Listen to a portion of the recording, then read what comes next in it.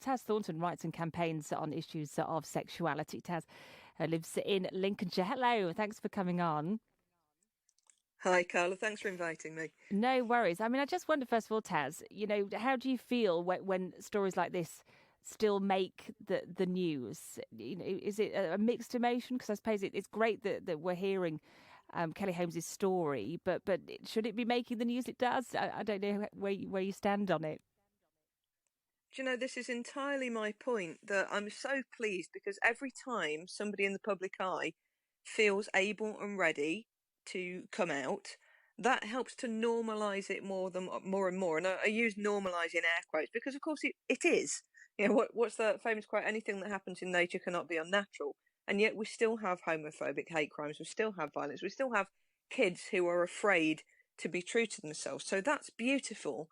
But the fact that somebody's sexuality still makes headlines, for me, is part of the problem. And of course, if we contrast this with the story of Rebel Wilson not too long ago, where we discovered that she was essentially forced into coming out, there was a media organisation threatening to out her.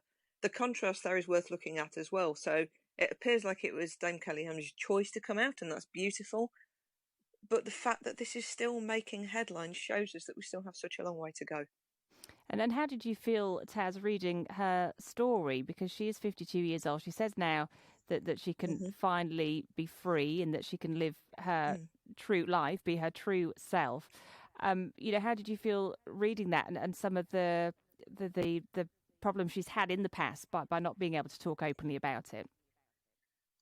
Yeah, I could absolutely relate to a lot of that. It took me a lot of years to come out and to be true to myself, both from, pressure from family and loved ones who, in hindsight, were just trying to protect me. But it made it very, very difficult. And if I look back at a lot of my own mental and emotional health struggles I went through in earlier life, I think a lot of that was down to feeling that I had to pretend to be somebody else. So that's all part of the mix. And when she spoke about the armed forces, of course, I know lots of people who've been through similar struggles. There have been so many TV dramas and movies around that particular challenge. And I hope that's not as much of an issue today, at least on the surface it's not supposed to be. But again, it all plays into the mix, doesn't it? Whether it's family views, whether it's small town attitudes, whether it's organised religion, whether it's the military, there are still so many, in air quotes again, institutions who are trying to make us play to some made-up crazy rule book. It's time we ditched all those rule books that shouldn't even be there and taught our kids that so long as we are consenting adults, it's absolutely okay to love whoever you love. There is nothing in the world more natural than love. Love is love. Where there's love, there's God.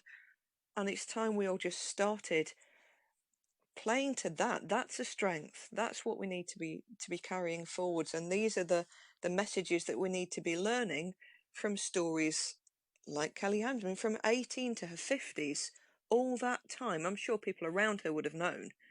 But imagine for everyone out there in a heterosexual relationship, imagine not being able to be seen in public with your partner, not being able to hold hands, not being able to talk openly about your loved one to other loved ones. It's ridiculously stifling, and we need to be moving past that now.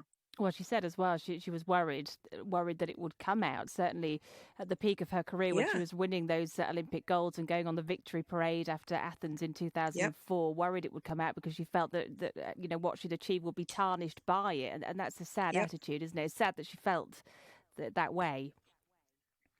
It's terrible. I remember way back when I was first trying to stick a toe out of the closet, I remember feeling so terrified, so suffocated.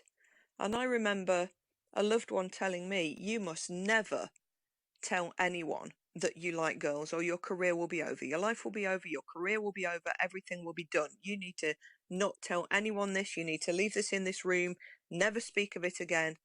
And that haunted me for a lot of years. So I know how awful that feels. I know how free I feel today.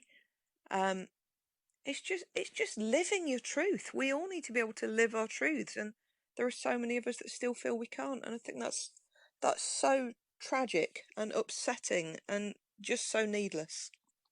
Absolutely, and certainly Kelly Holmes is a real inspiration for me when it comes to sport and athletics. And hopefully today, with people reading what she said over the weekend, an inspiration for others who perhaps want to live their true self, but are still struggling for whatever reason. Taz, thank you so much for coming on to talk about it. Thank I you. really appreciate it.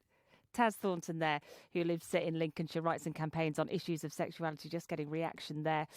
She remembers herself coming out, or as she said, dipping a toe out of the closet and the worries and concerns she had. And those worries have been aired publicly now by Kelly Holmes, who's been talking to the Sunday Mirror over the weekend. She's announced that she is gay. She's 52 years old. It's taken her this amount of time to come out, but she's finally felt ready to do it, but talks a lot about being in the army and how it would have been an absolute no-no to come out then, and worries as well when she was at the height of her career and winning those Olympic goals, worries that people would find out that she was gay and that would somehow tarnish her reputation, but hopefully able to feel a little bit happier now she's spoken publicly about it, and hopefully those reading her story who are in a similar position finding courage from it as well.